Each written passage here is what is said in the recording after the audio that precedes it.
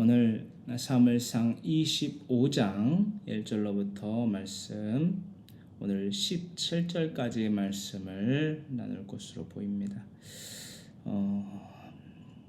사무엘상 25장 1절의 말씀으로부터 17절의 말씀의 주제, 그 가운데에 1절의 말씀 주제가 따로 정해져 있습니다. 1절만. 25장 1절의 말씀의 주제는요, 온 이스라엘이 사무엘의 죽음에 슬퍼하며 라마에 장사하다. 라마에 있는 라마나요스에 있는 선지학교가 있고요. 또 라마에는 사무엘의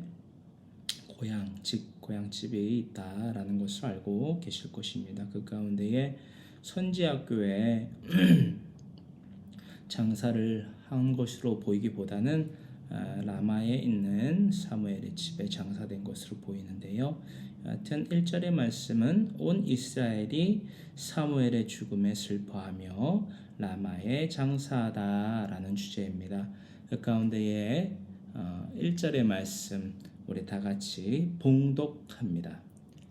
사무엘이 죽음에 온 이스라엘 무리가 모여 그를 두고 슬피 울며 라마 그의 집에서 그를 장사한지라. 다윗이 일어나 바란 광야로 내려가니라. 아멘.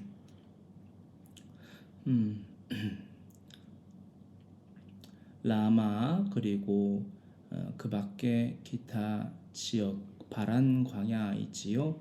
사이에 그 바로 옆에 서쪽에 표시되어 있는 엔게디로부터 바란 광야로 이제 다윗이 옮겨가는 내용까지 그 전개가 담겨져 있습니다. 사무엘이 죽고 라마 그의 집에서 장사되고 동시에 다윗이 일어나 엔게디로부터 떠나 바란 광야로 내려가 거처를 삼았다라는 것이지요. 그렇습니다. 선지자 사무엘이 죽었어요. 그 사무엘의 죽음에 대하여서 온 이스라엘 무리가 사무엘의 죽음에 대하여서 슬퍼했다라는 것입니다.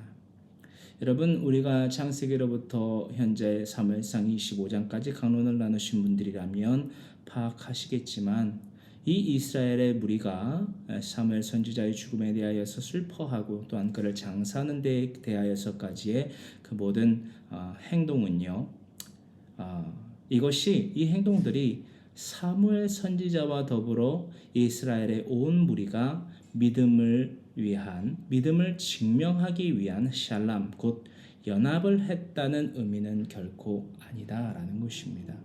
우리들의 일상생활 가운데에서, 삶의 가운데에서 결코 빼놓지 않고 일어나는 장사의 문화가 있지요. 그것을 보면 알 수 있습니다.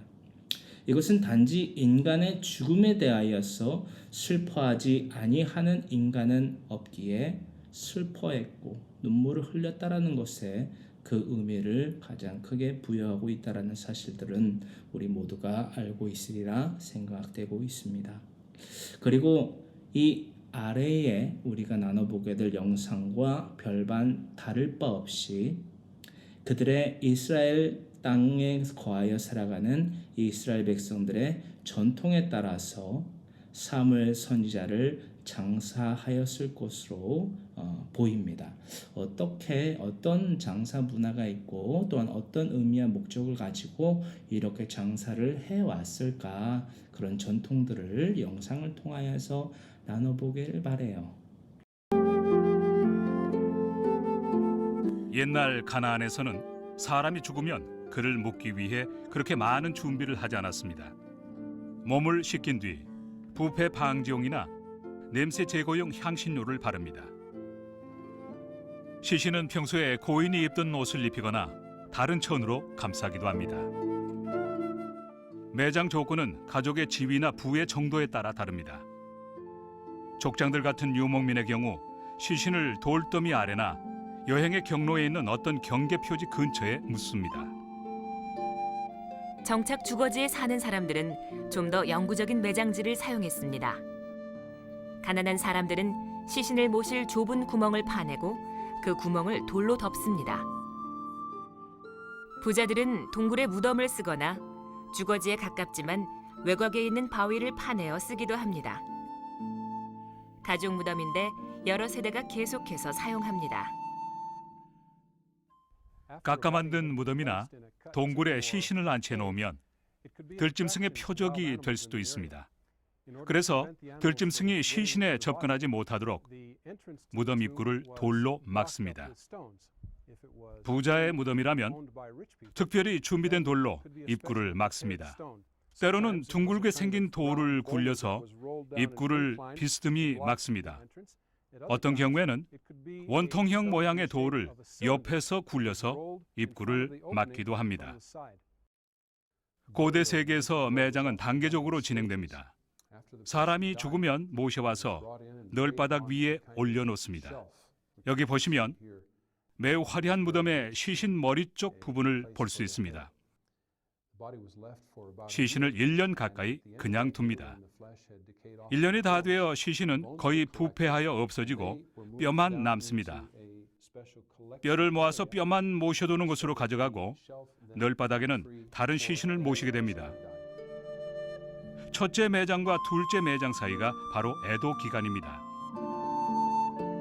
윗세대 가족들을 묻은 무덤에 매장하기 때문에 성경에 그는 조상과 함께 누웠다 또는 조상과 함께 잠잔다는 표현이 생겼습니다.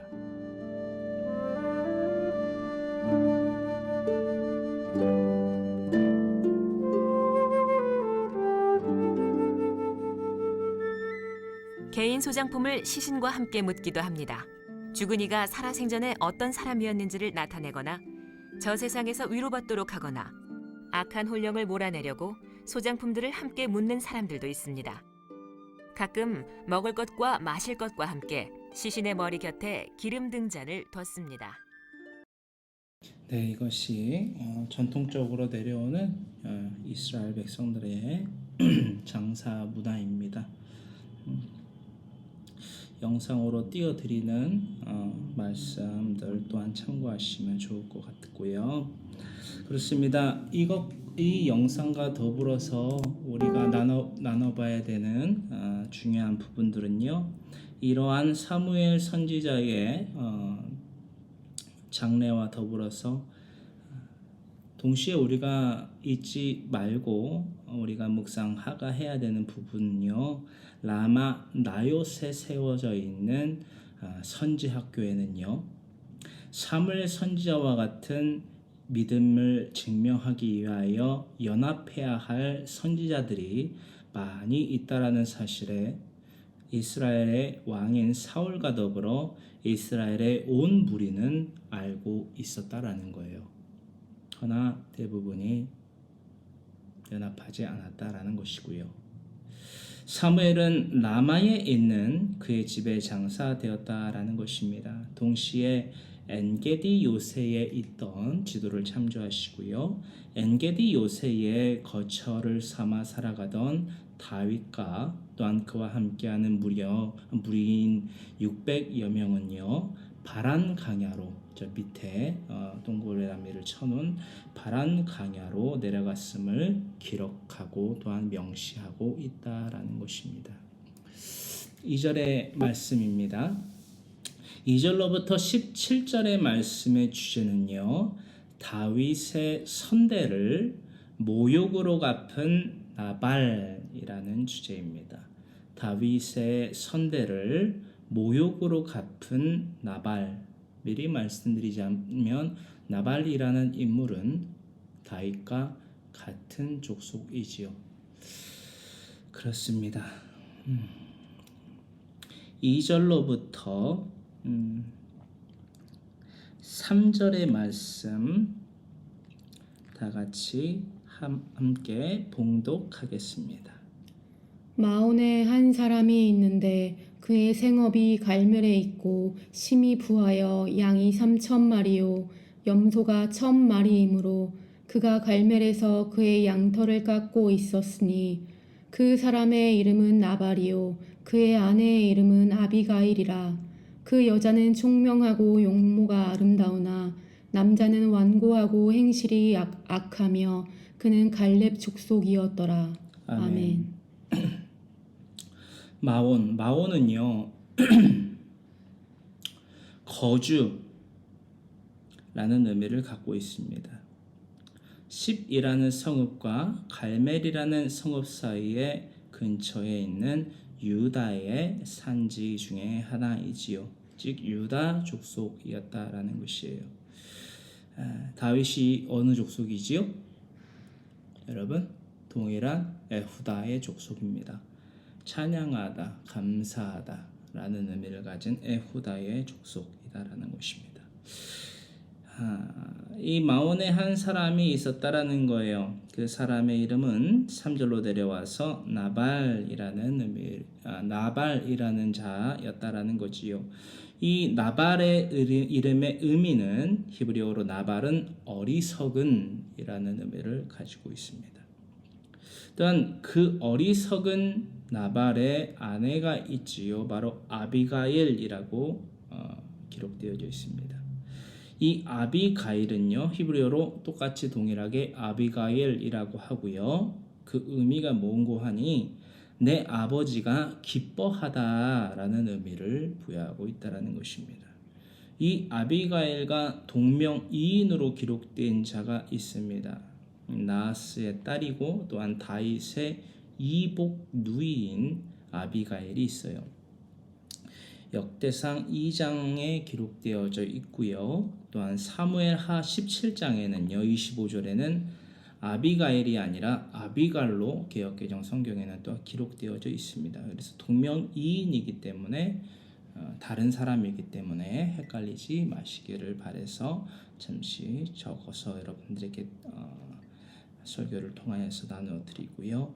그 아비가일은요, 어리석인 자신의 남편 나발과는 다르게 총명하다라고 기록되어져 있습니다. 총명은 토브 셰켈이라고 합니다.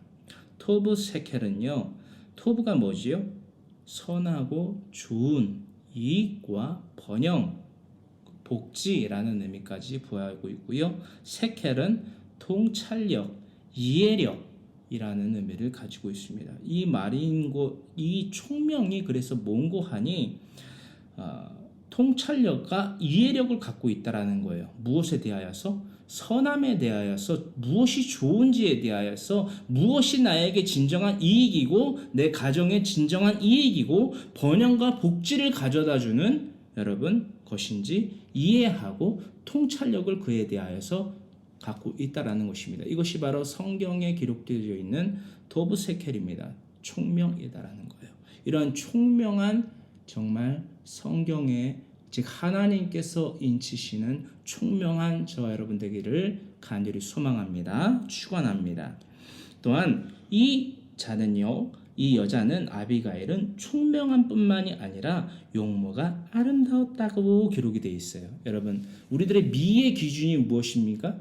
요즘 많은 미용에 대하여서 많은 외모를 가꾸는 데 대하여서 사람들이 가면 갈수록 더 관심이 많고 심지어는 뭐라고 그러죠? 영구 눈썹 그래가지고 영구 눈썹이라고 그래가지고 눈썹을 문신을 해요.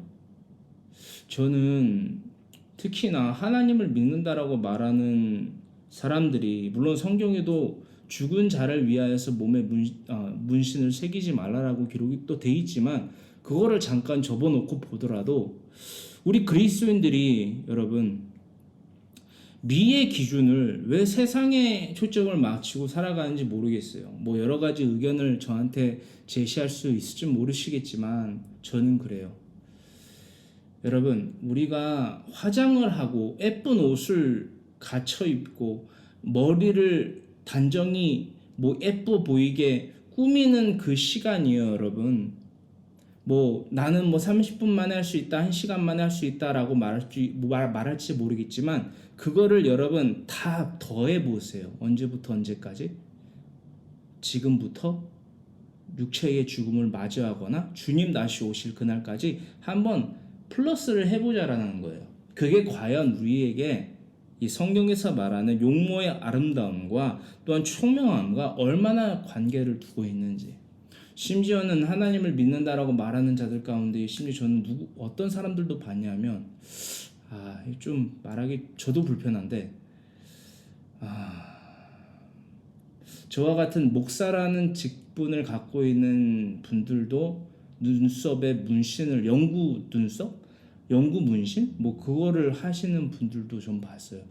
저는 그분들에 대하여서 뭐 옳다 그르다라고 말하기보단 전 이렇게 여러분들에게 말씀드립니다. 저는 안 합니다. 저는 하고 싶지 않아요.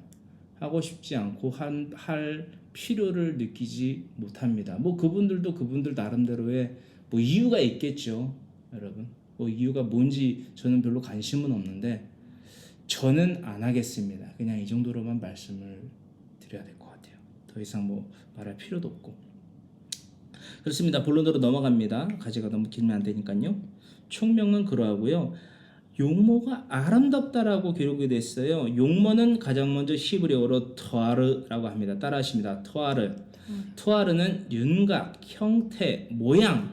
그렇죠? 이것은 우리들이 말하는 물리적인 것과 상호 비슷합니다. 그리고 아름답다라고 기록이 되어 있어요. 야페라고 합니다. 그래서 토아르 야페라고 하는데요. 야페는 아름다운이라는 의미를 부여하고 있다라는 것입니다. 그래서 토브 세켈이 먼저 나오고 용모가 아름답다라고 나온 것 보면은 여러분 내실이 먼저 다져져야 된다는 거예요. 그리스도인으로서의 이 면모가 갖춰져야지 그 다음에 이 아름다운 용모 또한 더욱더 빛나게 된다라는 거예요. 할렐루야. 어떤 말씀인지 아시겠죠? 성경에 분명히 이 우선순위의 기준이 기록되어 있다는 것을 확인할 수 있는 대목입니다. 근데 그 아비가일의 총명하고 용모가 아름다운 아비가일 아내로 두고 살아가는 남자인 나발에 대하여서 후에 뭐라고 기록되어 있냐면 그 다음 구절에 다음 그 대목에 남자는 즉 나발은 완고하다 카셰라고 기록이 되어 있거든요. 카셰는 어려운, 맹렬한, 가혹한, 완고한, 엄격한이라는 의미를 부여하고 있습니다. 이 나발이 어리석은 자일 뿐만이 아니라 즉 나발할 뿐만 아니라 카셰라고 기록이 되어 있습니다. 완고한 자고 또한 그 행실이 악하다라고 기록이 되어 있어요. 악하다, 악 그리고 악한이라는 의미와 마알랄 그 행위와 실행을 나타내는 히브리어 마알랄 즉 라마알랄 따라하십니다. 라마알랄 네 그렇습니다. 라마알랄 행위와 실행이 참으로 악한 자였다라는 거예요. 라샤였다라는 것이요. 라마알랄 그는 그러한 속성과 삶을 살아간 나발은 즉 아비가일의 남편 나발은 어떤 족속이었다? 칼레브는 무슨 뜻이지요? 의미가 바로 개이다라는 것입니다. 갈렙 족속이었다라는 거예요. 칼레브는 개고요. 갈렙 족속을 말할 때는 칼리뽀라고 기록이 되어 있습니다. 갈렙 족속을 의미하고요. 갈렙 그 자체의 이름의 의미는 갈렙 족속의 조상이 갈렙이잖아요. 그래서 갈렙은 칼레브라고 하고 개라는 의미를 갖고 있고 갈렙 족속이라는 그 명사를 갖출 때에는 칼리뽀라는 의미가 단어가 기록되어져 있다는 것을 말씀드립니다. 그렇습니다. 유다 성읍 마온에 거주하며 이 지도를 참조하시면 좋겠어요. 제가 그 밑으로는 지도를 안 놓은 것 같아서 다시 원점으로 돌아가는 거예요. 유다 성읍 가운데에 마온이라는 곳의 성읍에 거주하며 그 마온 그 바로 북쪽에 있는 밀접해 있는 그렇죠? 갈멜이라는 지역에서 목축을 어부로 삼아 살아가는 나발에 대한 기록입니다. 그는 유다 지파의 족장인 갈렙의 후손이었다라는 거예요. 가나안 땅 정탐 사건 가운데에 여호수아와 더불어서 하나님께 대한 믿음을 증명했던 바로 그 사람의 후손이었다라는 것입니다. 갈렙의 후손. 허나 기록된 위 말씀대로 이 3절까지의 말씀대로 완고하고 악한 행실을 하며 살아가는 즉 그의 갈렙의 믿음은 본받지 않았다라는 것을 우리는 발견하게 됩니다. 여러분, 갈렙이 어떤 자였습니까? 우리가 이 말씀 살펴보기를 원하는데요. 민수기서 14장으로 거슬러 올라갑니다. 6절로부터 9절의 말씀을 통하여서 여러분, 나발뿐만이 아니라요, 우리가 나발과 같이 라샤 마알랄, 라마알랄, 악행을 저지르며 살아가는 악인 라샤가 되지 않기 위하여서는요, 우리 조상들에게 받을 유산은 바로 믿음임을 우리가 망각치 아니하며, 또한 믿음의 유산을 내 자녀에게, 후손들에게 넘겨주는 믿음의 부모, 또한 그 믿음을 물려받는 부모를 공경하는 자녀, 믿음 가운데에서 자라나는 사람 되기를 간절히 소망하는 마음 가지고, 목표를 가지고 이 말씀을 봉독하기를 원합니다. 그 땅을 정탐한 자 중 눈의 아들 여호수아와 여분네의 아들 갈렙이 자기들의 옷을 찢고 이스라엘 자손의 온 회중에게 말하여 이르되, 우리가 두루 다니며 정탐한 땅은 심히 아름다운 땅이라. 여호와께서 우리를 기뻐하시면 우리를 그 땅으로 인도하여 들이시고 그 땅을 우리에게 주시리라. 이는 과연 젖과 꿀이 흐르는 땅이니라. 다만 여호와를 거역하지는 말라. 또 그 땅 백성을 두려워하지 말라. 그들은 우리의 먹이라. 그들의 보호자는 그들에게서 떠났고 여호와는 우리와 함께 하시느니라. 그들을 두려워하지 말라 하나. 아멘. 뭘 했지요? 이 다음에 이어지는 내용 여러분 아시지요? 뭘 했지요? 하나님, 내가 하나님을 믿습니다 라고 말하며 살아가던 이스라엘 백성들이 이들에게 뭘 했지요? 기억하십니까? 돌을 집어 던지려 했습니다. 오늘날 이 땅에 발을 딛고 살아가는 하나님을, 그 가운데서 하나님을 믿는다라고 말하는 이들의 삶이 예나 지금이나 주님 다시 오실 그날까지 멸방 그렇게 다르지 않게 펼쳐져 왔고 펼쳐지고 있으며 펼쳐지게 된다라는 사실은 우리가 정말 놓치지 아니하며 현실로 마주 대하며 살아가야 될, 정말 말 그대로 현실이다라는 거예요. 악인 나발에게 시집을 오게 되어 아내로 살게 된 아비가일, 위 둘의 이름이 갖는 의미와 삶을 확인해 보기를 바랍니다. 나발에 대하여서, 즉 나발은 어리석은 자라는 의미를 갖고 있지요. 어리석으나 부자인 나발에게 시집을 오게 된 아비가일. 아비가일의 이름의 뜻이 뭐다고요? 아버지의 기쁨이다라는 거예요. 아비가일은 그의 아버지가 이 나발에게, 어리석으나 부자인 나발에게 시집을 보내며 그 아버지의 기쁨이 되었던 것입니다. 여러분, 이 부분에 대해서 여러 가지 해설이 더해질 수도 있겠지만 오늘 나눠보게 될 이 민수기서, 다른 건 몰라도 분명한 사실은 이 우리가 나누고 있는 사무엘상 25장, 또한 나누게 될 그 부분 가운데에서 구구절절 나누게 되는 이 사실 가운데에서 얻게 되는, 확인하게 되는 사실은요, 이 아비가일의 아버지의 기쁨은요, 믿음을 증명하는 아버지 자신의 삶과 그 믿음의 유산을 자녀인 아비가일에게 물려주거나 하는 것에 대한 기쁨을 얻게 되거나 기쁨을 자녀에게 준 부모는 아니었다라는 것을 명명백백하게 알 수 있게 된다라는 거예요. 단지 부유했어요. 허나 어리석었어요. 그리고 라말랄, 악행을 저지르며 살아가던 나발에게 시집을 보낸 것을 기뻐했던 아버지였다라는 사실을 우리는 알 수 있게 됩니다. 오늘날 현세와 나아가 주님 다시 오실 그날까지 우리들의 삶 가운데에 부모라고 불리어지는 분들 대부분의 기쁨의 기준은요, 아비가일의 가정과 같이 또한 그의 아버지가 그 자녀인 아비가일에게 가했던 이 행위와 같이 위와 같은 것은 아닐까요?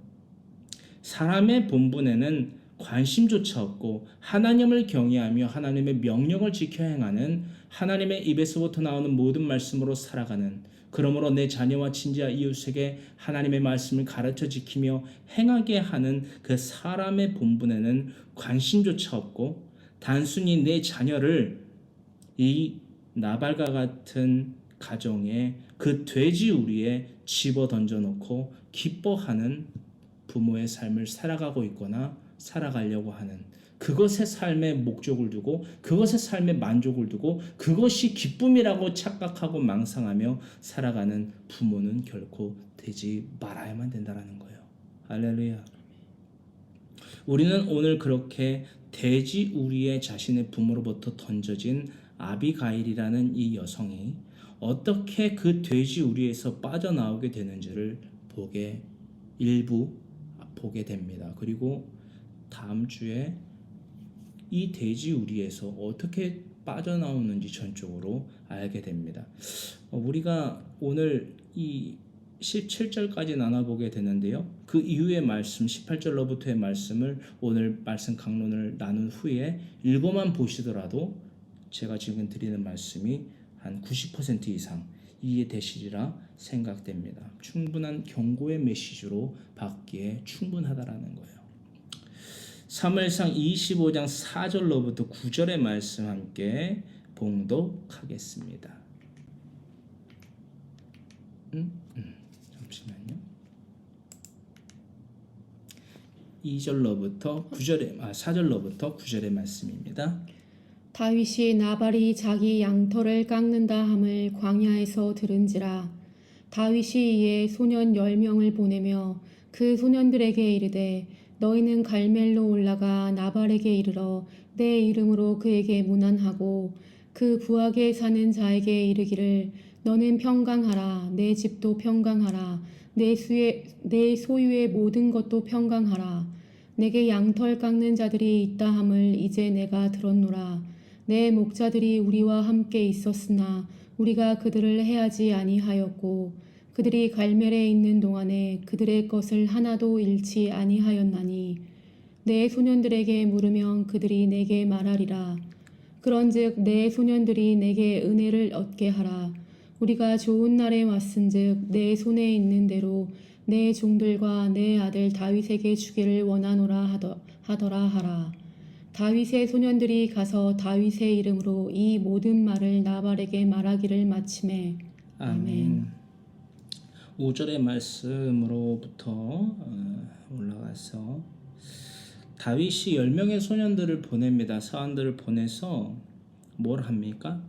나발의 집에 대하여서 양털을 깎는다 함을 많은 일꾼들이 다른 날과 비교하여서 많이 모여야 되는 날이에요. 일손이 많이 필요한 날이죠. 왜죠?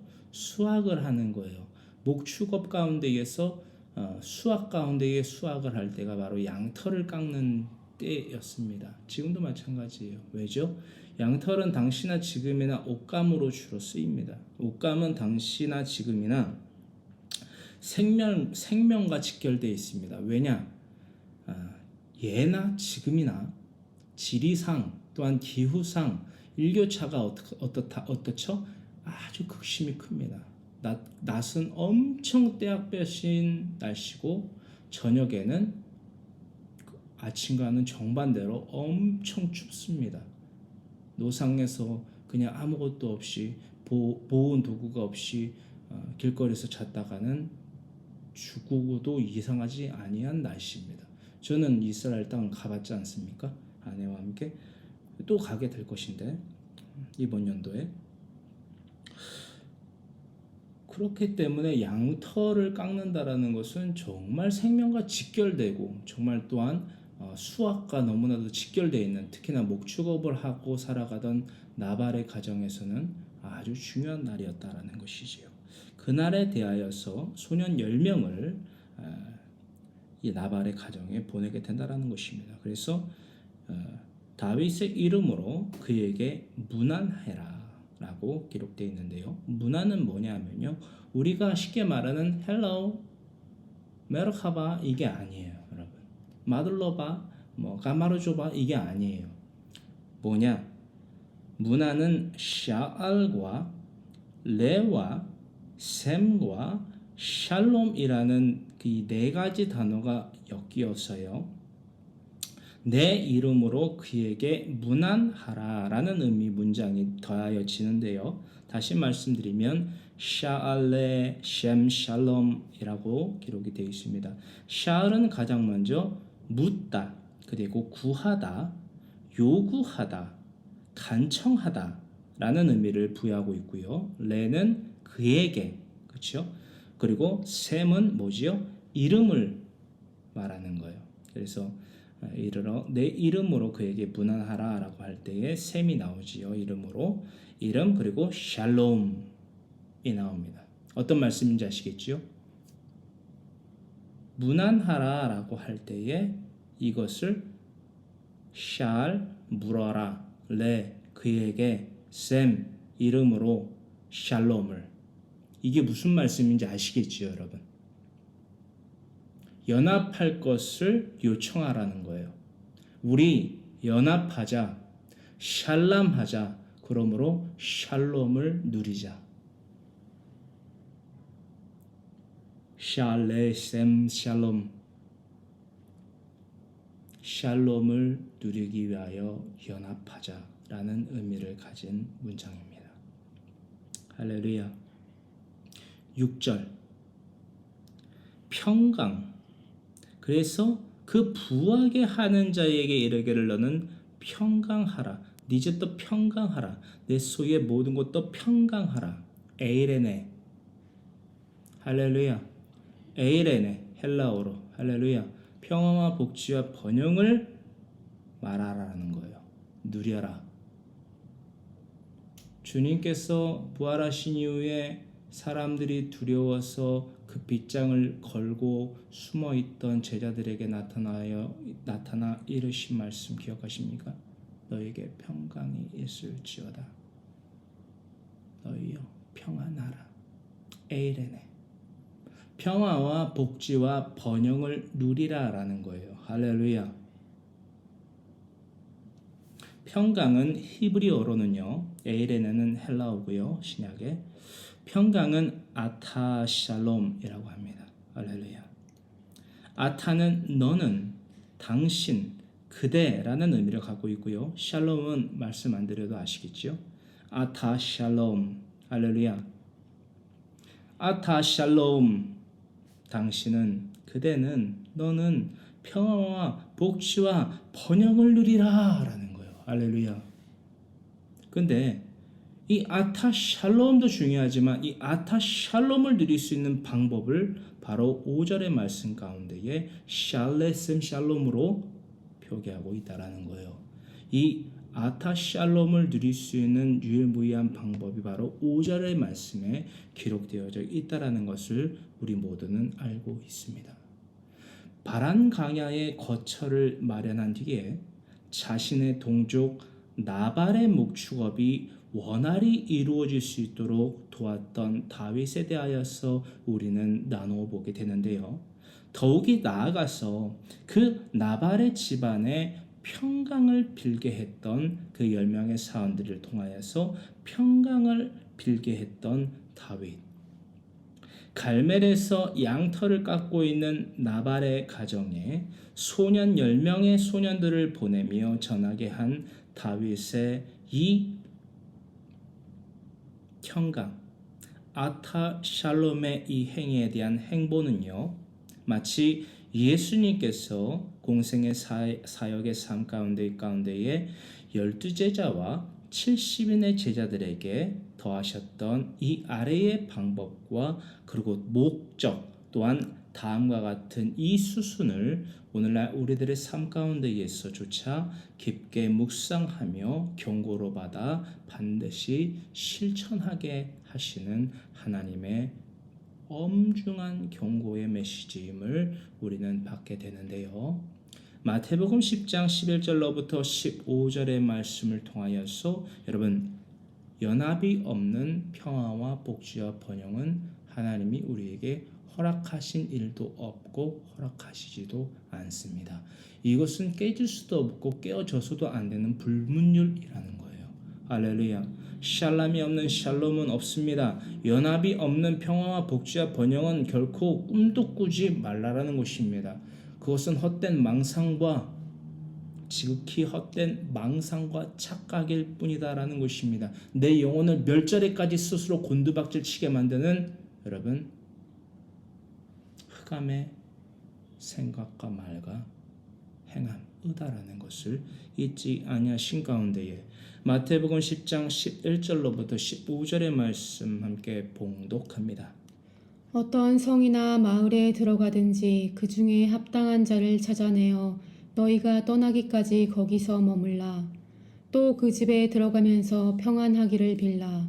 그 집이 이에 합당하면 너희 빈 평안이 거기 임할 것이요 만일 합당하지 아니하면 그 평안이 너희에게 돌아올 것이니라. 누구든지 너희를 영접하지도 아니하고 너희 말을 듣지도 아니하거든 그 집이나 성에서 나가 너희 발에 먼지를 떨어버리라. 내가 진실로 너희에게 이르노니 심판날에 소돔과 고모라 땅이 그 성보다 견디기 쉬우리라. 아멘. 또한 예수님은요 부자 청년에게 아래와 같이 굳건히 말씀하셨습니다. 뭐라고 말씀하셨습니까? 마태복음 19장 16절 그리고 21절로부터 24절의 말씀을 통하여서 우리는 이 하가를 가져야만 됩니다. 이 묵상함을 깊게 상고함을 가져야만 된다는 거예요. 이 말씀, 이 묵상할 이 말씀을 통하여서 우리는 분명한 경고를 받아야만 된다는 것입니다. 이 세상에 보물을 쌓아두고 살아가는 자들은요 영생을 결코 얻지 못합니다. 이것에 대해서 비유로 말씀하셨어요. 알아듣지 못하는 자가 없게끔 말씀하셨어요. 그래서 너무나 알아듣지 못하게 말씀하신 것이 아니라 너무나 알아듣게 말씀하셨기 때문에 이 명령을 받은 부자 청년은 근심하며 예수님을 떠나갔습니다. 오늘날 우리들의 삶을 조명하시는 이 말씀 마태복음 19장 16절과 21절로부터 24절의 말씀 함께 봉독합니다. 어떤 사람이 주께 와서 이르되 선생님이여 내가 무슨 선한 일을 하여야 영생을 얻으리이까. 예수께서 이르시되 내가 온전하고자 할진대 가서 내 소유를 팔아 가난한 자들에게 주라. 그리하면 하늘에서 보화가 내게 있으리라. 그리고 와서 나를 따르라 하시니 그 청년이 재물이 많음으로 이 말씀을 듣고 근심하여 가니라. 예수께서 제자들에게 이르시되 내가 진실로 너희에게 이르노니 부자는 천국에 들어가기가 어려우니라. 다시 너희에게 말하노니 낙타가 바늘귀로 들어가는 것이 부자가 하나님의 나라에 들어가는 것보다 쉬우니라 하시니 아멘. 16절의 말씀으로 올라가서요. 영생은 조에 헬라어로 조에 아이오니오스라고 합니다. 조에는 생명이고요. 아이오니오스는 시작이나 끝이 없는 또한 영원한 또한 세세의 라는 의미를 갖고 있습니다. 그래서 조에 아이오니오스라고 하면은 영원한 생명, 끝이 없는 생명, 영생을 의미하고 있다는 거예요. 이거 즉 영생이라는 단어와 그에 대한 어근과 의미는요 너무나 중요한 요소입니다. 특히나 이 조의 아이오니오스와 더불어서 반대 속성인 좀 다른 속성이라고 말해야 되지요. 구원, 절대적으로 조의 아이오니오스와 이 구원은요, 즉 영생과 구원은요 밀접한 관계는 이루고 있지만 명백히 다른 것입니다. 어떤 말씀인지 아실까요? 구원과 영생은 단어부터가 달라요. 그리고 헬라어의 어근부터 의미부터 또한 목적부터 다릅니다. 애초에 구원과 영생은 다르다라는 말씀 드리면서 왜 뭐가 다른지 가장 먼저 조의 아이오니오스는 영원한 생명을, 즉 시작이나 끝이 없는 세세에 더하여지는 생명을 의미한다라고 이 헬라어 조에 아이오니오스로 나눠봤고요. 구원은요 헬라어로 소조라고 합니다. 단어부터가 다른 거예요. 조에 아이오니오스와 소조가 다르듯이 그 갖고 있는 의미와 목적도 속성도 다르다라는 거예요. 이게 왜 중요한지 말씀을 드리고 있습니다. 소조는요 헬라어로 구원하다, 구출하다, 그리고 해받지 않게 하다, 그리고 보존하다라는 의미를 갖고 있습니다. 그래서 조에 아이오니오스와 이 의미부터가 달라요. 철저히 달라요. 이 단어와 의미와 목적과 절대적으로 기준이 다르기 때문에 구원에 관련된 이단 논리를 파하는 강력한 도구이기 때문에 이 조의 아이오니오스와 바로 이 헬라어 소조에 대한 이 의미를 우리는 분명히 꿰뚫고 있어야만 됩니다. 할렐루야. 어떤 말씀인지 아시겠죠? 가장 먼저 내 자신부터가 내가 하나님의 값없이 주어진 예수 그리스도를 통한 사랑의 확증으로 말미암아 우리가 구원을 받았어요. 이해되시죠? 소조를 받았다라는 거예요. 영 죽을 수밖에 없는 그 상태에서부터 우리가 구원, 구출, 해를 받지 않게 될 수 있는 보존해야만 하는 혹은 보존하는 그 상태에 이르는 것이지 우리가 조의 아이오니오스의 상태에 이른 것이 아닙니다. 할렐루야. 영생을 얻게 되는 기회를 얻은 것이지 말 그대로 소조를 얻게 된 것이지 우리가 조의 아이오니오스를 얻은 게 아니잖아요. 할렐루야. 이건 분명히 알아둬야 돼요. 하나님을 믿는다라고 말하는 자들이 이러한 메커니즘에 대한 분명한 사실들을 모르고 있고 모르는 데에 그냥 안주하고 있기 때문에 이단들을 만나면 뭐라 말을 하지 못합니다. 그러니까 심지어는 이단 분별 사역을 하면서 이단들이 정말 하나님의 말씀을 통하여서 강론을 하여서 정말 말문이 막히게 하면 입을 모아 한결같이 하는 얘기가 뭐냐면 나만 그렇게 전하는 거 아니에요. 그러니까 황모세 당신이 말하는 정상적인 사람이라고 말하는 교단에 속하여져 있는 목사들도 설교 강단에서 그렇게 나처럼 전해요 라고 말을 한단 말이에요. 그러면서 제 인격 모독을 하고 인격이 어떻다라고 얘기를 하고 할 말이 없으니까 그런 공격밖에 못하죠. 정말 우리가 그런 말을 애시당초 그런 책을 잡히지도 말아야만 됩니다. 할렐루야. 정말 우리가 하나님을 믿는다라고 말하는 자들이 그러한 이단 논리를 갖고 있는 자들과 별반 다르지 않는 혹은 의심을 할 여지를 주는 여러분 꼬투리를 잡을 수 있는 그 여지조차도 우리는 주지 말아야 돼요. 할렐루야. 정말 진리에 대해서 깨뚫게 있어야만 되고 진리에 대해서 변개하고 훼손시키는 자들에 대하여서 그래서 수많은 영혼들을 도둑질하고 강도질하고 그 영혼을 멸작해 만드는 사꾼들에 대하여서 분명한 일침을 가하여 줄 수 있는 정말 그들의 먹잇감을 없애뜨리는 정말 본격적으로 원초적으로 그들의 먹잇감을 제하여버리는 정말 믿음의 행위들을 우리는 더해야만 된다는 거예요. 할렐루야. 그것을 할 수 있는 유일무이한 원동력이 뭐예요? 도구가 뭐예요? 사람의 본분을 다하는 거예요. 하나님을 경외, 야레하며 하나님의 명령에 엔툴레에 순종하는 삶을 살아가야만 된다는 것입니다. 마태복음 22장 36절부터 40절 말씀 여러분 날마다 묵상하고 있습니까? 또한 경고를 받아 실천하고 있습니까? 그렇지 않다면 순종의 삶을 통하여서 그 믿음을 증명하고 있지 않다면 우리가 과연 이단이라고 손가락질하고 말하고 판단하는 그들과 과연 다를 게 뭔가 한번 생각해 보시기 바라요. 명명백백하게 여러분 합리적으로 나와 과연 그들이 무엇이 다른가?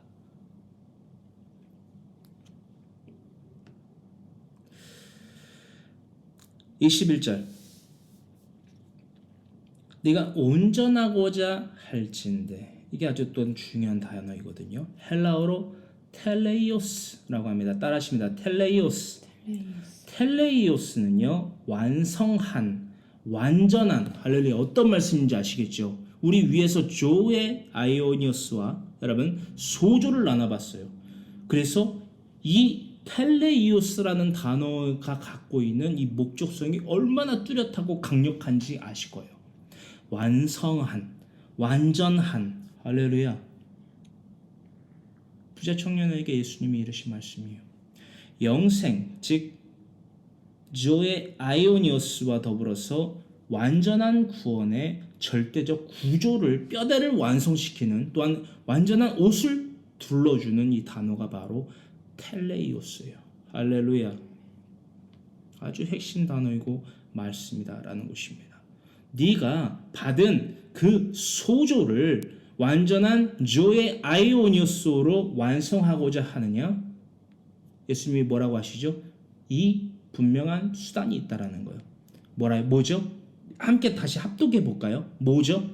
네가 완전하고자 할진데 네가 완전하고자 하느냐? 네가 완전한 조의 아이오니오스를 얻고자 하느냐? 왜? 영생에 대하여서 물었잖아요.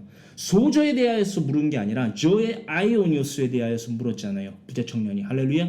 맞습니까? 맞죠? 그러면 네가 완전하고자 할진데 텔리오스 소조만이 아니라 조의 아이오니오스를 네가 얻고자 구원의 완성을 얻고자 할진데 그 방법이 바로 이거라는 거예요. 뭐라고요? 함께 합독해 봅니다. 할진데 그 다음 가서부터 가서 내 소유를 팔아 가난한 자들에게 주라. 그리하면 하늘에서 보화가 내게 있으리라. 그리고 와서 나를 따르라 하시니 그 청년이 재물이 많음으로 이 말씀을 듣고 근심하며 가니라. 저는 이러한 부자 청년과 같은 자들을 정말 적지 않게 제가 실제적으로 겪었습니다. 지난 4년 동안.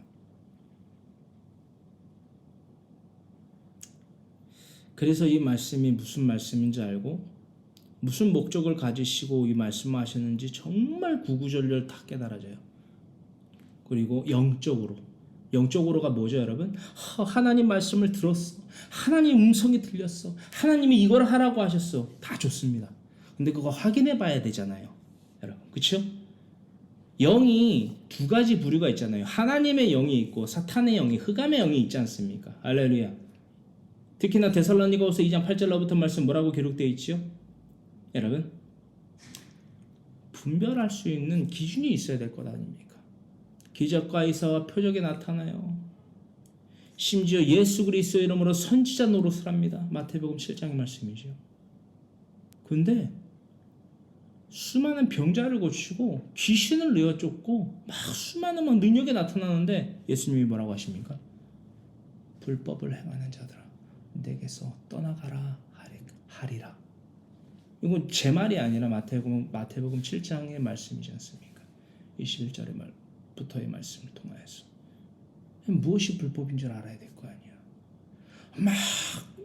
막 슈퍼 내추럴한 현상이 일어난다고 해서 그게 하나님의 영의 거라고 다 생각하지 마십시오. 진짜 그게 하나님의 영에 속하여서 일어나는 기적인지 이사인지 표적인지 오트인지 분별할 수 있는 유일무이한 수단이 뭐냐라는 거예요. 할렐루야. 무엇이 불법이 아닌 조의 아이오니오스 구원을 완성시키는 영생을 얻는 유일무이한 비결이냐라는 거예요.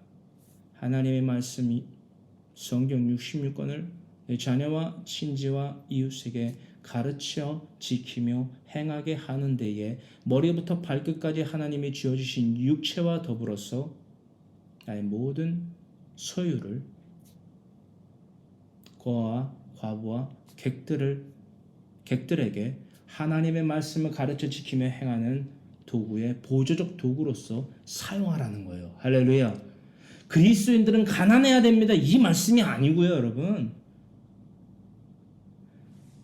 예수 그리스도를 믿는 사람들은 어떤 수단과 방법을 통하여서도 가난한 자들에게 먹이고 입히고 재우는 데에 물질을 사용해야 됩니다. 이것 또한 아니고요, 여러분. 하나님을 믿는다라고 말하는 자들은 백체와 더불어서 나의 소유를 하나님의 나라와 하나님의 의를 위하여 사용해야 됩니다. 이 목적을 가지고 이 말씀을 하신 거예요. 그게 바로 조의 아이오니오스를 누릴 수 있는 획득할 수 있는 유일무이한 방도라는 경고를 더하신 것이다라는 것입니다. 할렐루야. 절대 여러분 우리 멋대로 자의적으로 해석을 해서 되면 안 됩니다. 속을 수밖에 없어요. 여러분 그냥 물리적으로 문자 텍스트만 가지고 자 보십시오. 예수님이 뭐라고 하십니까? 네 소유를 팔아 가난한 자들에게 주라고 하시지 않습니까? 그러면 뭐 한다고요? 하늘에서 보화가 여러분 이게 뭐냐면요. 기브 앤 테이크밖에 안 되는 거예요. 이게 이해되세요? 돈 놓고 돈 먹기밖에 안 되는 거예요. 여러분 시장에 가면 야바이꾼 있잖아요. 여러분 핸들러, 스윈들러. 자 나를 만나 오는 게 아니야. 여러분 이 세계 가운데서 어디에 이 보공이 들어있는지 여러분 맞춰보세요. 그 안에 트랙이 있고 속임수가 있고 그게 아니에요. 여러분 돈 놓고 돈 먹기가 아니에요. 이 세계 가운데서 나는 여기에다가 5만 원을 걸래 그래서 베팅해갖고 이게 아니다라는 거예요. 여러분 이건 이 말씀이 아니에요. 여러분 소저와 여러분 우리가 나오는 조의 아이오니오스와 텔레이오스 이 세 가지의 의미한 문장과 그것을 통한 연결을 통해서 이 구절들이 완성되는 것입니다. 할렐루야. 전혀 다르죠, 여러분. 내 백차와 더불어서 내 모든 소유를 무엇을 위하여서 사용하는 거라고요? 하나님의 나라와 하나님의 의를 위하여서 사람의 본분을 가장 나부터 하며 모든 내 이웃들이 사람의 본분을 하며 살아갈 수 있도록 살아가는 데에 그것을 사용해야만 된다는 것입니다. 할렐루야. 우리는 이 땅에 오신 하나님 즉 예수님의 이 명령에 근심하며 떠나게 된 부자 청년과 같이 살고 있지는 않습니까? 예수님을 따르는 완전한 구원 주의 아이오니오스를 이루는 그리스도인으로 살아야 하지 않겠습니까? 이것은 그리스도인은 가난해야 된다라는 가르침이 결코 아니다라는 거예요. 나의 백차를 비롯한 모든 물질의 사용 목적은 온전히 사람인 내 자신으로부터 사람의 본분을 행하며 자녀와 친지와 이웃에게 나와 같이 사람의 본분을 행하게 하는 데에 있다라는 것입니다.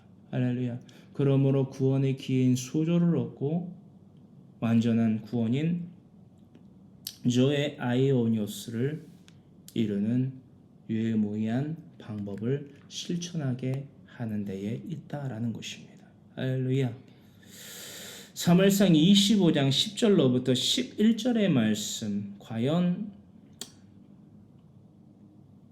이 나발이라는 자는 과연 이 평강을 누릴 수 있는 조의 아이오니오스를 완전한 구원을 텔레이오스를 정말 삶의 우선순위 가운데 영순위로 두고 살아갔는가 가지 아니하였는가 우리는 살펴보게 됩니다. 10절로부터 11절의 말씀 봉독합니다. 나발이 다윗의 사안들에게 대답하여 이르되 다윗은 누구며 이새의 아들은 누구냐 요즘에 각기 주인에게서 억지로 떠나는 종이 많도다. 내가 어찌 내 떡과 물과 내 양털 깎는 자를 위하여 잡은 고기를 가져다가 어디서 왔는지도 알지 못하는 자들에게 주겠느냐 한지라. 아멘. 여러분 10절로부터 11절의 말씀 두 구절의 말씀만 읽었는데도 나발이라는 인물이 이 언행 심사를 보세요. 아주 고약하지 않습니까? 아까 서론에도 말씀드렸지만 참고로 같은 족속의 출생이에요. 너무 악하지 않습니까? 이 다윗이라는 인물을 이 나발이 알고 있어요? 모르고 있어요? 여러분 생전 처음 듣는 사람이 이야기처럼 합니까? 아니면 이미 알고 있는 것을 배배 꼬아서 악하게 이야기하고 있습니까? 여러분 후자지요. 그리고 뭐라고 합니까? 요즘에 주인에게서 도망치는 종들이 많더라. 지금 다윗의 처지에 대하여서 배배 꼬아서 저렇게 말하는 거예요.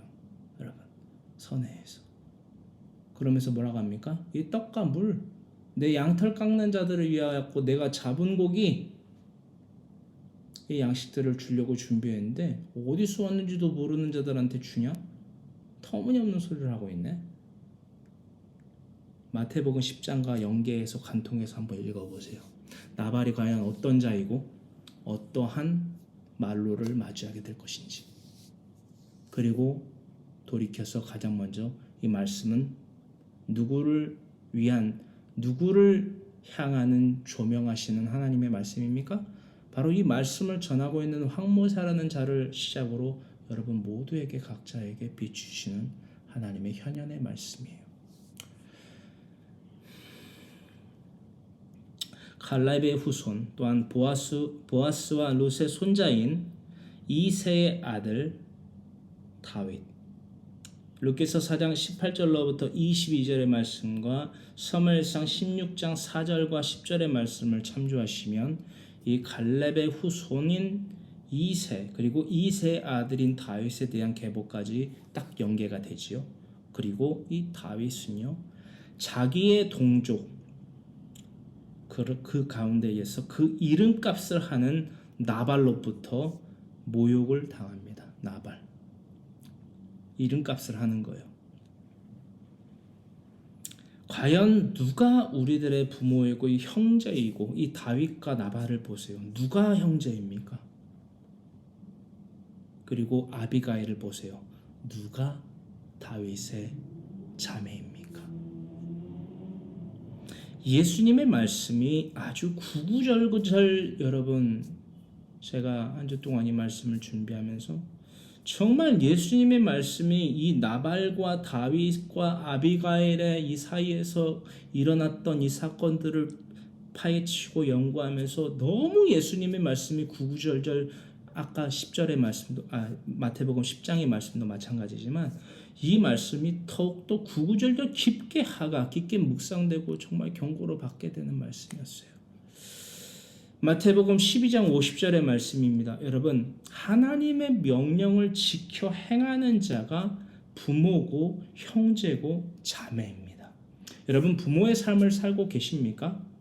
형제의 삶을 자매의 삶을 살고 계십니까? 그 자가 바로 그리스도인입니다. 주님께서 말씀하셨습니다. 이 말씀 함께 합독해 봅니다. 마태복음 12장 50절의 말씀 함께 합독합니다.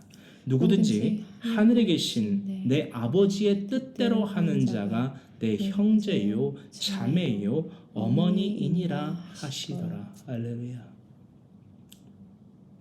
마태복음 22장 36절로부터 40절의 말씀과 신명기서 6장 5절로부터의 말씀, 레위기서 19장 18절의 말씀을 이 네 구절의 말씀을 연결하여서 관통하여서 날마다 묵상하세요. 그리고 그것에 대한 실천의 유무에 따라서 내가 어떤 밭인지 또한 어떤 결실을 맺게 될 것인지에 대해서 분명하게 애언받게 됩니다.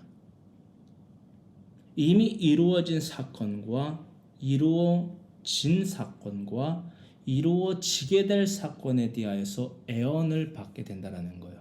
애언을 하고 애언을 받게 된다는 것입니다. 할렐루야. 요엘서 2장 28절로부터의 말씀 또 묵상하십시오. 하나님의 말씀을 애언하는 자녀의 삶을 살지 아니하면 환상과 이상을 체험할 수 있는 일은 결코 없습니다. 샬롬하지 아니하면 샬롬을 결코 누릴 수 없다라는 거예요. 나발의 삶을 보십시오. 이자가 과연 평화와 복지와 번영을 누리게 되었는가? 멸절했습니다. 하나님이 직접 멸절시키셨어요. 사무엘상 25장 12절로부터 14절의 말씀 함께 봉독합니다. 이에 다윗의 소년들이 돌아서 자기 길로 행하여 돌아와 이 모든 말을 그에게 전하매 다윗이 자기 사람들에게 이르되 너희는 각기 칼을 차라 하니 각기 칼을 차매 다윗도 자기 칼을 차고 400명가량은 데리고 올라가고 200명은 소유물 곁에 있게 하니라. 하인들 가운데 하나가 나발의 아내 아비가일에게 말하여 이르되 다윗이 우리 주인에게 문안하러 광야에서 전령들을 보냈거늘 주인이 그들을 모욕하였나이다. 아멘. 그냥 성경 통독할 때는 그냥 읽어주고 그냥 넘어가던 말씀들이 다 구구절절 이해가 되시지요. 지금 얼마나 급박하게 상황이 전개가 이루어지고 얼마나 큰 위기가 이 나발의 가정에 닥칠지. 지금 다윗이요, 사람들에게 각기 칼을 차고 또 자신도 칼을 차고 직접 지금 군대를 이끌고 나발에 대하여서 피를 흘리러 이제 출동을 하는 상황이 지금 펼쳐지고 있습니다. 그리고 그것에 대하여서 나발을 제외한 위기의식조차도 못 느끼는 거예요. 그러니까 어리석은 자들은 그렇습니다.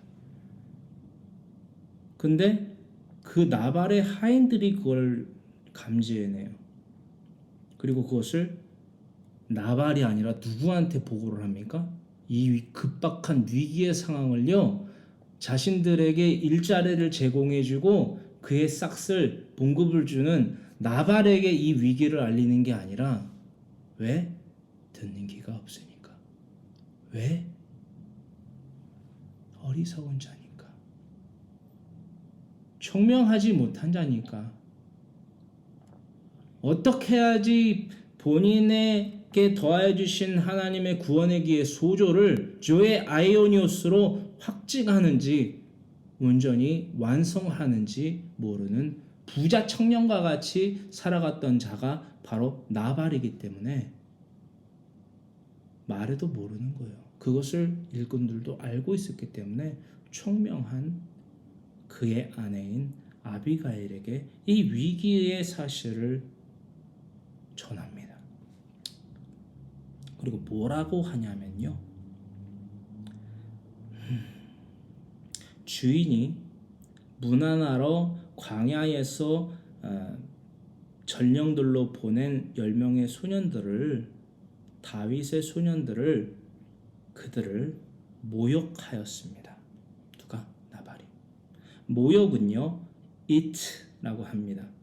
이 it에 대한 히브리어 사전을 봤더니만요, 이 it에 대해서 뭐라고 기록이 되어 있냐면, 여러분 잘 들어보세요. 욕심내어 돌진하다. 그리고 이 의미가 강력한데요, 덮치다 라는 거예요. 10명의 소년들에 대하여서 공격적인 성향을, 행동을 펼쳤다라는 것입니다. 뭘 못하겠어요, 라시아가. 말만 악하게 했겠습니까? 생각만 악하게 했을까요? 행동은요. 다윗의 이름으로 합력을 요구했던 사환들을 모욕했습니다. 그 나발의 말에 다시금 우리는 주목하여 보기를 바랍니다. 나발은요, 사환들을 모욕한 것이 아닙니다. 의쇼? 사환의 주인인 다윗을 모독했습니다. 궁극적으로 하나님을 모욕한 것이요. 마태복음 10장 11절로부터 15절의 말씀을 동시에 관통하여 하가 묵상해 보시기 바랍니다. 12제자와 70인의 제자들이 전한 복음은요, 즉 자신들의 생각과 말과 의지가 아니지 않습니까? 다윗이 보낸 10명의 소년, 그 사원들도 마찬가지입니다. 자신의 생각이나 말이나 의를 전한 게 아니라 자신들의 주인인 다윗의 말을 전했더라는 거예요. 할렐루야. 그 다윗의 이름으로 평안과 평강을 누리라고 요청했다라는 것입니다. 이 말씀인즉슨 곧 하나님의 복음, 즉 사람의 본분을 다할 것을 전하는 자들을 영접하지 아니하며 합력하지 아니하는 것은요, 그들의 주인 되신 하나님을 영접하지 않고 합력, 즉 헤브론하지 않는 것이기에 조의 아이오니오스와는 정말 동떨어진 삶을 살아가는 것이요, 부자 청년과 같은 삶을, 나발과 같은 삶을 살아가는 것이에요. 그런 삶을 살아간 자들이 과연 멸절을 피할 수 있겠습니까? 이미 받은 심판을 피할 수 있겠느냐라는 거예요. 소조만을 가지고 이미 받은 심판을 여러분 피해갈 수 있겠느냐라는 겁니다. 여러분 지금 제가 드리는 말씀이 180% 이해가 되십니까? 이해가 되시면 실천에 옮기셔야 돼요. 이해가 되는 것이 믿음이 아닙니다. 나발이 행한 라가 악행이 바로 이것에 해당하는 것입니다. 할렐루야. 미리 나누어 보지만요. 지혜로운 총명한 아비가일, 즉 나발의 처인 아비가일의 신속한 대처가 더해짐으로 말미암아 다윗은 직접 지금 칼을 차고 나섰어요. 이미 액션이 지금 시작됐습니다. 긴박한 상황이에요. 스펙터클한 전개가 이루어지고 있습니다. 급박한 상황이 전개되고 있다는 거예요. 이 상황 가운데에서 다윗은요 직접 나발을 처형하지 않습니다. 지금 다윗이 소년들에게 칼을 채우고 자신도 칼을 차고 지금 뭘 하라고 하려는 거예요? 여러분, 멸절, 할렘을 하러 가는 거예요. 지금.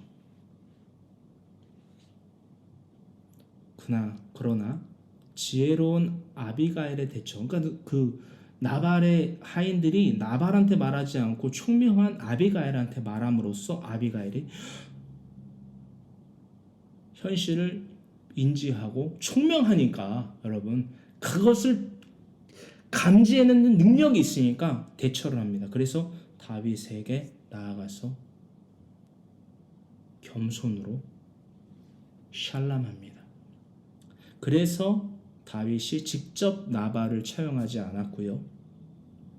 이는 곧 나발의 머리에 핀수술, 나발의 머리에 넣는 것과 동일한 일이지요. 잠언서 25장 22절의 말씀 여러분 묵상하시면 되고요. 이 다윗이 한 행위가 어떤 행위인지, 근데 이 아비가일의 신속한 현명한 대처가 없었다라면 이 잠언서 25장 22절의 말씀과 같은 나발, 즉 원수의 머리에 핀수술 놓는 것과 동일한 일을 더해줄 수는 없었습니다. 왜?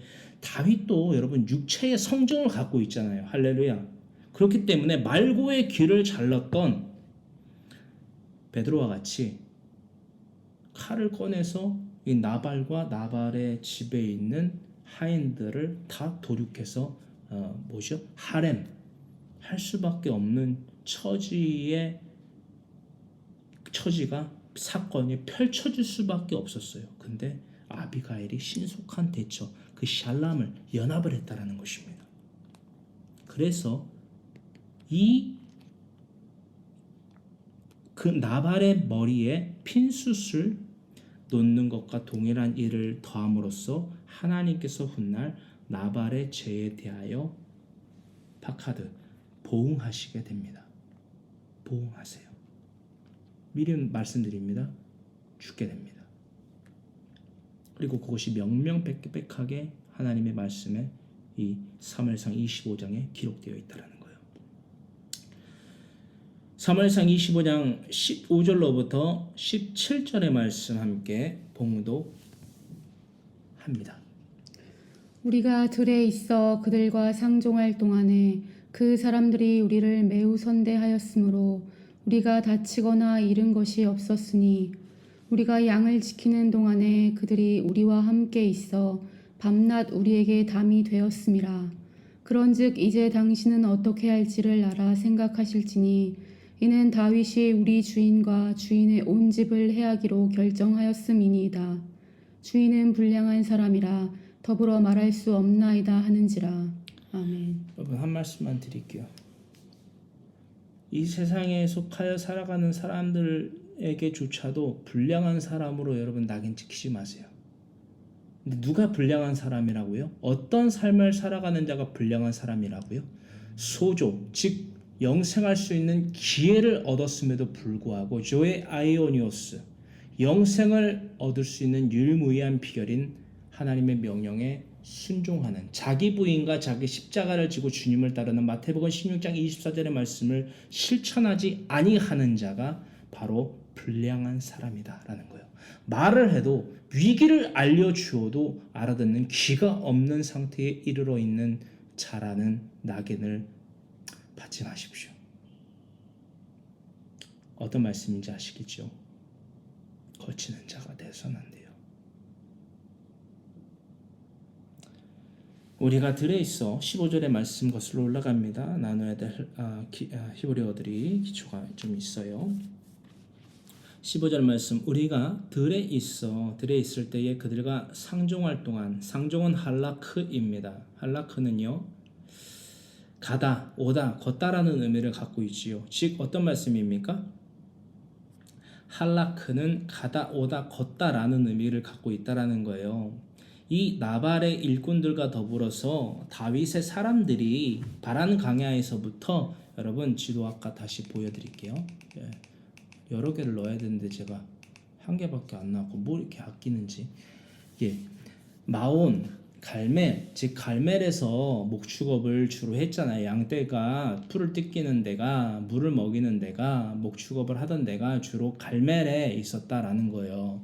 근데 엔게디에서 거처를 두고 살아가던 다윗과 그의 사람들이 바란 강야로, 그렇죠? 산악지대로 거처를 옮겨서 살아갔음에도 불구하고 먼 거리, 장거리를 할라크 오고 가며 교대 근무를 하며 이를테면 갈멜에 살아가는 유다족 속에 속한 자신의 동족들이 즉 나발의 가정이 하나님 안에서 평화와 복지와 번영을 누릴 수 있도록 연합하는 데에 최선을 다했다라는 거예요. 어떤 말씀인지 아시겠죠? 그것이 그들에게 있어서 담이 되었다. 근데 이것에 대하여서 감사를 표하고 이것에 대하여서 함께 연합하는 것에 대하여서 기쁨을 누구는 가졌고 누구는 갖지 않았다라는 거예요. 나발은 갖지 않았고 오히려 나발의 하인들이 목축업을 하던 양떼를 치고 먹이고 입히게 하는 이 목동들은 그것에 대한 기쁨을 받았고 감사함을 받았고 그것에 대해서 표했다라는 거예요. 할렐루야. 그들이 오고 갔다.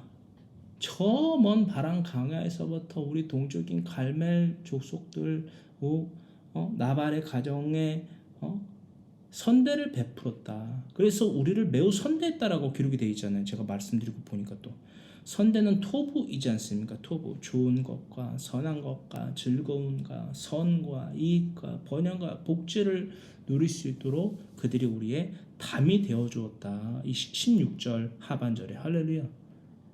밤낮으로 우리에게 담이 되어 주었다. 교대로 근무해 가면서 바람 강요로 다윗의 사람들이 왔다 갔다 했던 거예요. 여러분, 이게 하나님을 경외하지 않고 하나님을 사랑하지 아니하면 이 갈멜에 왜 니들이 오고 갔겠습니까, 여러분? 양떼를 야생 동물로부터 지켜주고, 여러분 블레셋 족속으로부터 지켜주고, 기타 원주민들로부터 원주민의 그 공격으로부터 지켜주고, 여러분 그걸 왜 했겠어요, 여러분? 근데 이 모두한 이 사실에 대한 이 경고의 메시지를 주인인 나발한테 하지 않았고 다윗이 우리 주인과 주인의 온 집을 해하기로 결정하였습니다. 이것을 아비가일한테 왜 말했다고요? 17절 하반절에 주인 나발은 뭐하다고요? 불량한 사람이라 우리가 더불어 말할 수가 없습니다. 할렐루야. 듣는 기가 없거든요. 어리석은 자거든요. 말해줘도 모르거든요. 여러분 잘 들어보세요.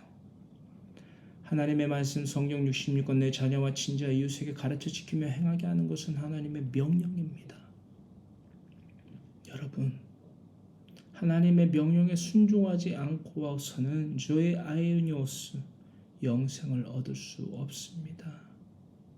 소조는 영생, 조의 아이오니오스가 아닙니다. 라는 경고의 메시지를 해도요. 누구는 이 경고의 메시지를 듣고 내가 착각과 망상 가운데 살아가고 있었구나. 내가 성경 66권을 통독하는 것이 믿음이 아니고 성경 66권 강론을 강해 설교 노트를 통하여서 작성하는 게 믿음이 아니고 그 알게 된 사실, 그 알게 된 하나님과 하나님의 명령에 순종하여 믿음을 증명하는 것이 조의 아이오니오스를 누릴 수 있는 유일무이한 원동력이구나. 불문율이구나. 라는 것들을 경고로 받고 실천하는 아비가일과 같은 자가 바로 조의 아이오니오스를 누릴 수 있는 자다라는 거예요. 할렐루야. 불량한 사람, 벤 벨리알. 벤은 뭐죠? 아들, 아이, 손자라는 의미이고요. 그 뒤로 붙여지는 벨리알은 뭔지 아시죠? 무가치함, 무익함, 파멸. 무슨 말씀인지 아시겠죠, 여러분? 파멸할 수밖에 없는 혹은 파멸의 아이, 파멸의 손자, 파멸의 아들이다라는 거예요. 누구한테? 나발한테 더하여지는 나발의 일꾼들이 더하는 평가예요. 우리가 벤 벨리알처럼 살아가서는 안 됩니다. 부자 청년과 같이 조의 아이오니오스를 내어버리고 이 땅에 보물을 쌓아두며 살아가는 부자 청년과 같은 오늘날 나누고 있는 또한 나발과 같은 자가 되어서는 안 된다라는 것입니다. 할렐루야.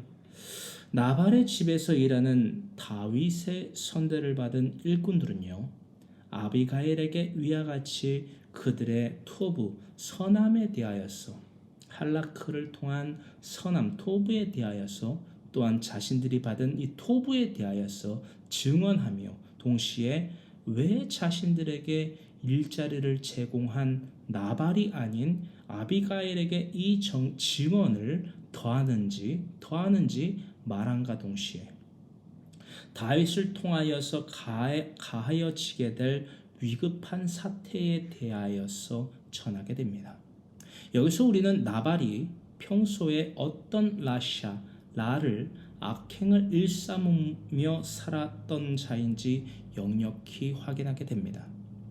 위기를 말하여 알아듣는 귀가 즉 열려있는 상태의 사람이 있고요.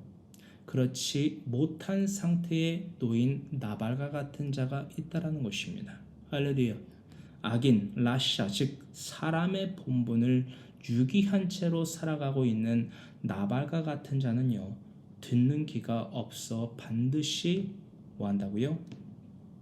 벨리알 파멸합니다. 무가치하며 무익함을 유익으로 구하며 착각과 망상 가운데에 살아가다가 벨리알 파멸합니다. 반드시 멸절해요. 여러분, 우리가 나눴던 묵상 말씀이지요. 마태복음 13장 1절로부터 9절의 말씀 날마다 묵상하세요. 네 가지 땅에 떨어진 소조라는 구원의 기회, 그 복음은 마치 소조라고 말해도 과언이 아닙니다.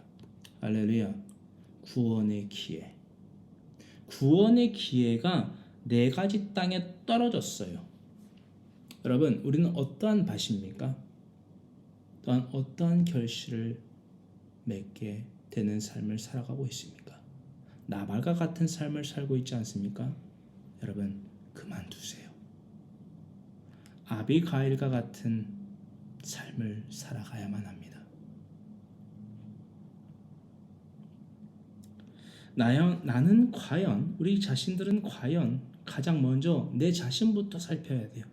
그것이 나의 마음을 지키는 이유이며 목적입니다. 나는 과연 듣는 귀가 있는 자입니까? 좋은 밭이냐라는 거예요. 결실을 맺을 만한 조의 아이오니오스라는 영생하도록 있는 열매를 취할 수 있는 조의 아이오니오스를 결실로 맺을 수 있는 좋은 밭이냐라는 거예요. 듣는 귀가 있느냐 이 말입니다. 사람의 본분을 유기하고 있다면 또 혹은 위기를 전했음에도 전 날마다 여러분들에게 위기를 전하고 있어요. 날마다 여러분들에게 위기를 전하고 있습니다. 사랑해, 괜찮아. 된장찌개, 김치찌개, 고추장찌개, 호박 된장찌개를 끓여서 삼겹살과 소고기를 스테이크를 구워서 여러분 먹는 게 사랑이 아니고요. 그거 나발이 안 했냐고요, 여러분. 그거 나발이 안 했습니까? 그거 부자 청년이 안 했어요? 그게 사랑이 아니다라는 거예요.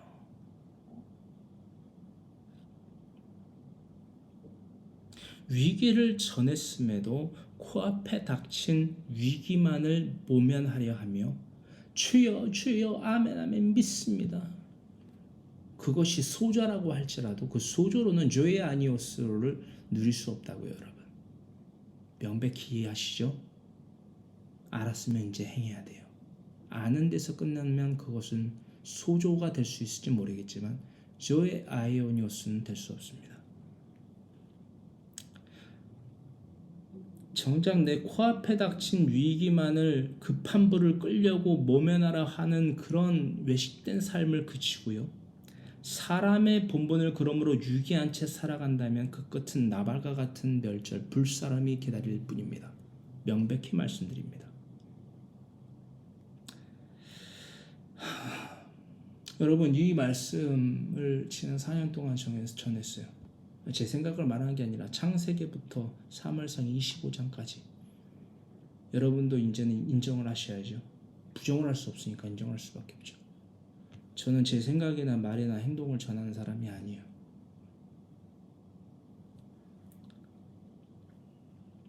성경은요, 성경 여러분 통독을 그래도 저랑 수차례 해보셨으니까 아시잖아요. 어느 정도. 그리고 25장까지 강론을 나눠봤기 때문에 여러분 모르긴 몰라도 이건 아시잖아요. 여러분 성경이 막 읽으면 막 기쁨이 막 넘치나요? 여러분 성경을 여러분 읽으면 막 기쁨이 넘쳐요? 이해가 되고 안 되고 막 그것만이 아니라 성경을 읽으면은 막 기쁨이 넘치고 막 좋아 막 이럽니까 여러분? 저는 그렇지는 않던데. 하나님 말씀을 연구해서 전하는 저는 그러지 않던데요. 참 불편하더라고요. 여러분, 내가 생각하고 내가 말하고 내가 행동하려 하는 것에 대해서 너무 사사건건 브레이크예요. 왜? 이 길로 나아가면 이 길은 벤 벨리알 멸절의 자녀가 될 수밖에 없는 도키마조가 아닌 페이라조의 시험을 즉 멸절할 수밖에 없는 시험을 받을 수밖에 없는 길이다라고 말해주고 있기 때문이에요.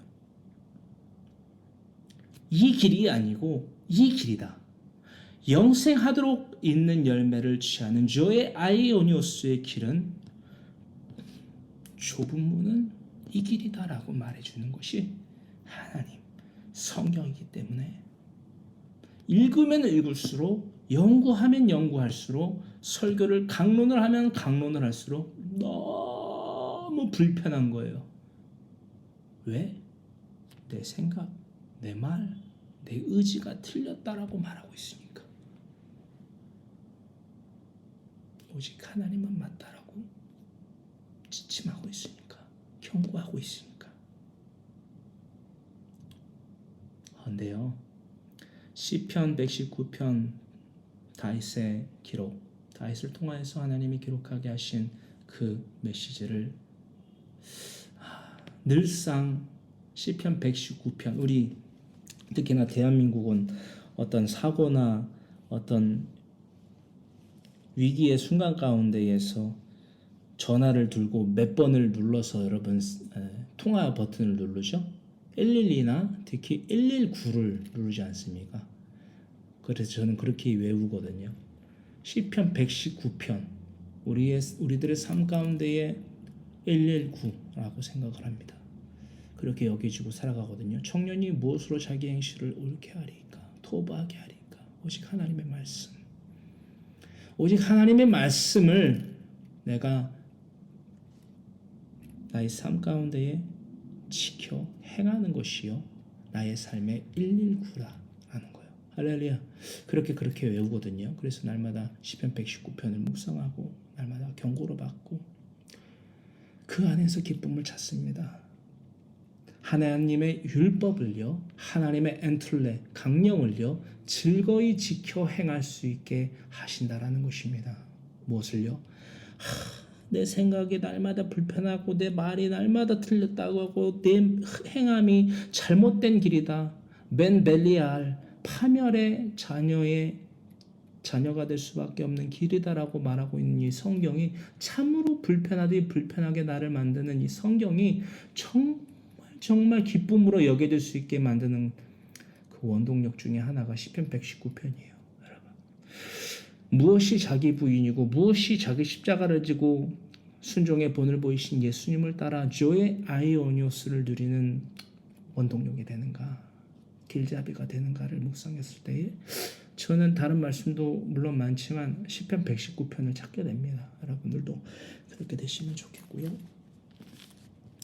그렇습니다. 성경 66권은요. 제가 비유로서 말씀드리면 성경 66권은요. 마치 브레이크가 없는 폭주하는 기관차예요. 철저한 아주 분명한 브레이크를 달아주는 것과 같습니다. 이게 바로 소조라고 한다면 할렐루야. 이렇게 여러분들과 강론을 통하여서 정말 대화가 되고 여러분 소통, 커뮤니케이션이 된다는 게 너무 전 감사해요. 정말 너무 이것만큼 기쁜 게 없어요. 근데 이 기쁨에서 머무르는 것이 아니라 조의 아이오니오스로 나아가기 위하여서 이 말씀을 드리고 있는 거예요. 마치 폭주기관차에 브레이크를 달아주는 것과 같은 이 성경 66권이다라는 겁니다. 이것을 소조로 비유한다면 여러분 그 브레이크를 허나 그 소조로 더해 주신 그 성경 66권을요 늘상 사용하지 아니한다면 즉 그 브레이크를 잡지 않거나 사용하다가 잡았다가 다시금 놓아버린다면 그 기차는요 결국 어떤 결과를 맞이하겠습니까? 폭주기관차에 브레이크가 달렸어요. 구원의 기회인 소조를 받았습니다. 할렐루야. 예수 그리스도를 통하여서. 근데 그 소조를 받았음에도 불구하고 우리들의 생각과 말과 의지의 브레이크가 유일무이한 브레이크가 되는 거룩한 브레이크가 되는 성경 말씀대로 우리가 순종하여 살아가지 아니한다면 다시금 그 폭주기관차에 활동을 돋는 불순종을 한다면 그 기차의 결국은 무엇이겠냐라는 거예요. 멸절이 될 수밖에 없습니다. 멸절이 될 수밖에 없어요. 이것을 모른다고 하거나 택하여 살아가는 자가 없기만을 바랍니다. 할렐루야. 오늘 이 말씀을 통하여서 우리가 온전히 주님 앞에 순종하여 살아가는 나발과 같은 어리석은 자, 파멸하는 벤 벨리알이 되는 것이 아니라 파멸의 자식이 되는 것이 아니라 연합과 순종을 통하여서 겸손을 통하여서 훗날 다윗의 아내가 되었던